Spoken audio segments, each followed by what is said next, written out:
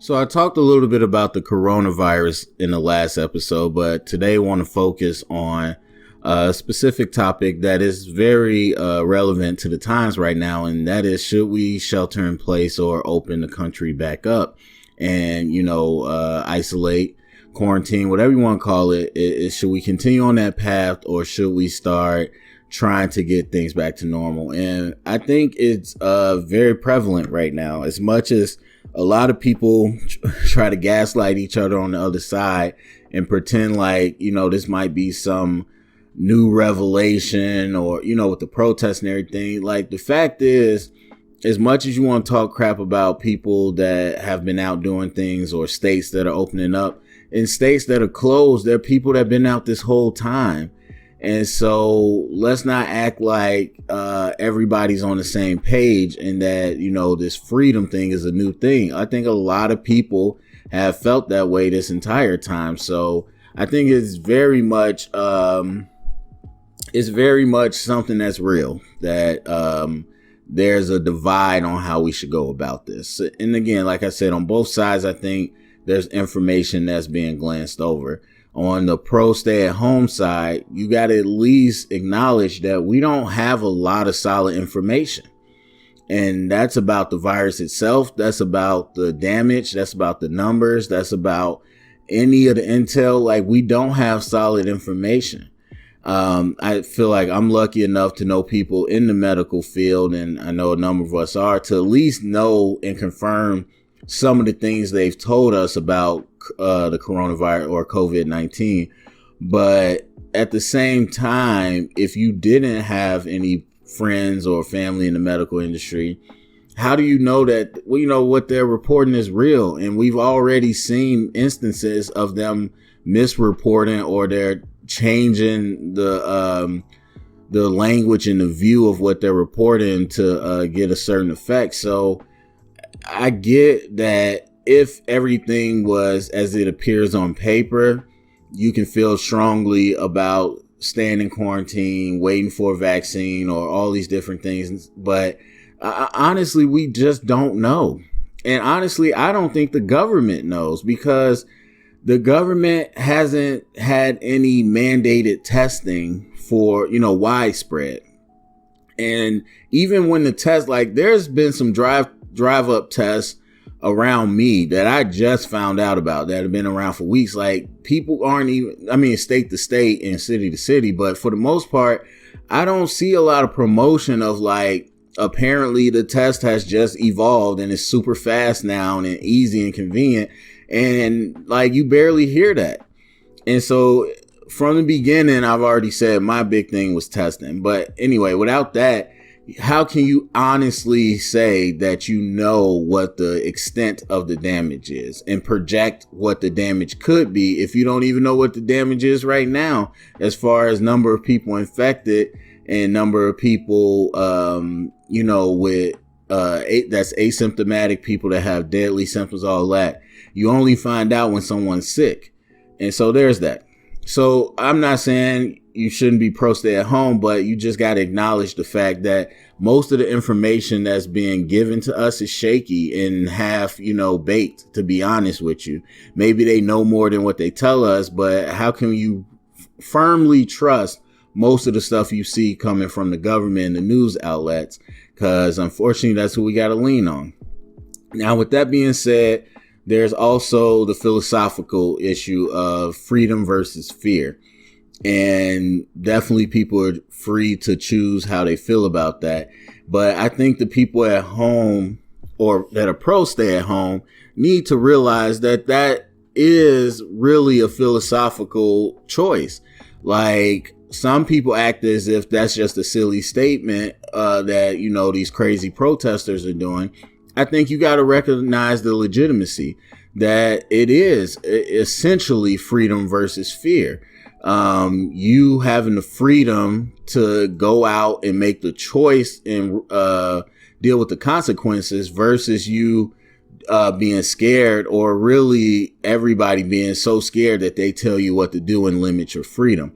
Now, switching to the pro, go outside and open it up people, that's true freedom versus fear. But then you have to recognize that it doesn't just end at your freedom. You might say, I should be able to be free to go, wherever. I should be free to go to the movies. And then you get infected. And maybe you're asymptomatic and you don't know you're infected. But then you pass it to 5 other people that you meet up in a group. And then those 5 other people pass it to 5 other people. And now you got 10 people. If they were sick, you got 10 more people in the hospital. And that's just you. And that's not even knowing what it might happen to their family. So while, yes, it is your freedom, it isn't just individual. It's collective as well. It's not just, okay, I should be free to go out and open my business and do business with people. Like you might be sick. And so, or you might come in contact and get sick, or not sick, but you might get infected. And then you passing it on. And that's the problem that we're talking about, is that it's not just about you. It's about the safety of the people around you and potentially further. And so you gotta, if you're pro go outside, you gotta at least acknowledge that fact of it as well. Okay. And then you gotta acknowledge, because with the pro go outside, there's some people that have weighed the cost or whatever and decided that's what they want to do. But then you also got pro go outside people who are like, this is a conspiracy. There's no real pandemic. There's no real virus. Now, those people, you got to acknowledge just the facts that there is no worldwide collaboration to do an illusion. There's some people that even from the beginning, just like America's doing this to do this. And it's like, but then you got to look around the world. Not only are we losing money in America, and money rules everything, but then people are losing money everywhere else. People are dying everywhere else. This ain't fake. And so could you say the government used it and leveraged it to do some things? Maybe, but it's not fake. So those on the two sides. I think that's the information you got to take seriously. Now, as far as me, I don't know. Even as I'm recording this, I don't know. I will say that I felt bad because early on, like I said, I talked a lot about testing. But early on, and I mean very early, like right around when we started the quarantine, even before then, I said, and I felt bad because I only really thought about this. I was like, I think the answer is just kind of let it go. And you go out, and then if you get it and you are, you get complications, then that's what it is. It's kind of like what is that? I forgot the word everyone talks about. I forgot the word, but it's like a clearing out of people, like natural disasters and stuff, how it clears out some of the population and the strongest survive. I forgot what they call that, but I was thinking, like, honestly, it might be something like that where some people are just going to die, and then we have to continue our economy and build up immunity, and then eventually get a vaccine. Because once you start finding out people can get it and be asymptomatic and, never have complications, or that certain people had a better chance of recovering without crazy complications, it was like, okay, it's not this killer death virus that everyone talks about. Well, then maybe we need to just, go out and face it. And I felt bad because I'm like, it's kind of like that, the movies or whatever, where, because I watch a lot of superhero movies and stuff. And you always know what the right thing to say is. The good guy's going to say, if it's one life, that's one too many. And that's how it goes. But then when it comes to real life, it's like, well, am I the villain here? Because I actually kind of feel like maybe you got to sacrifice some people. And so I felt bad about that. But that was before I started to understand the impact it was having on the healthcare. And because now it's not really such a matter of just, hey, you get it, you don't, we go about our regular day. You got to remember, you got the mass hysteria of people who think they have it overwhelming the hospitals. You got the people that do have it, and the shortage of supplies that people have to help them. And then you got the healthcare workers themselves getting sick and infected. So it actually, to overwhelm our, systems, that is a big problem, just as much as it would be having people die. And so, or just as much as it would be shutting our economy down for a little bit. And so I definitely changed my stance on that pretty quick as I learned more information. But I'm going to be honest, that's where I was at first. It was like, we just got to go out and do it. And then I think, like most people, it was just like, okay, let's just take the hit. Let's quarantine. Yeah, we're going to take a hit in the economy, but it's going to be better for us in the long run. The problem is we did that and it's still not changing. And again, I've continued to say this.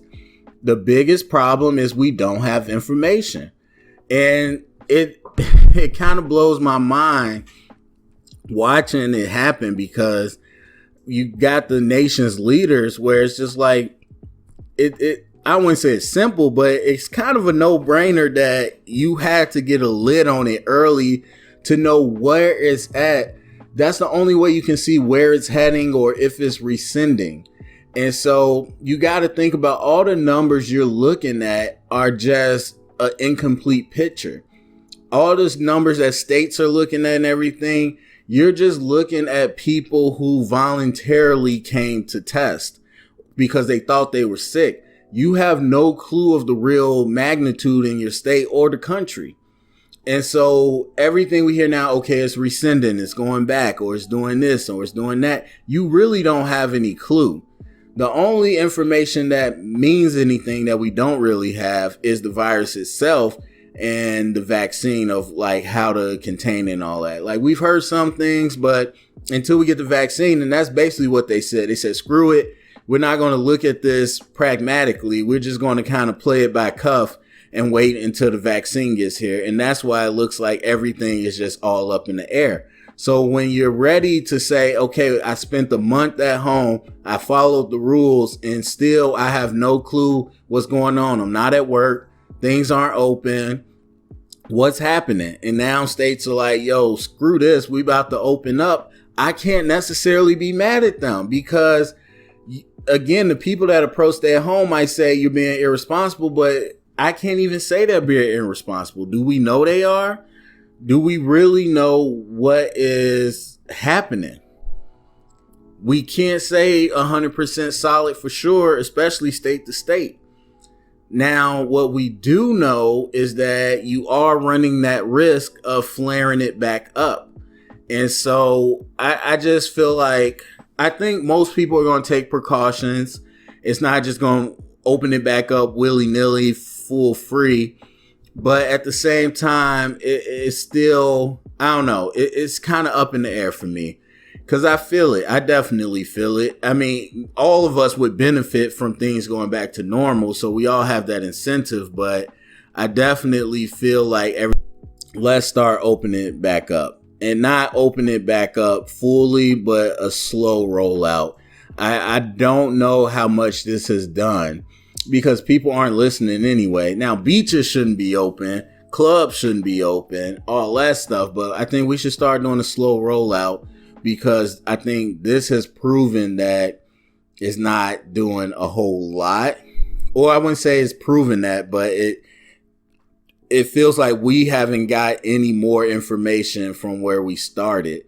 And so maybe it has slowed down, maybe not. But if the government's not going to do anything to get us real information, then, maybe we should slow roll out. I don't know. I'm still kind of 50-50 with it, but definitely go down in the comment section. Let me know what you think. Share it around, get the conversation started. Also a reminder, you can go down to the description section. There's a link. You can leave me a message, comment, question, and I might add it to the show.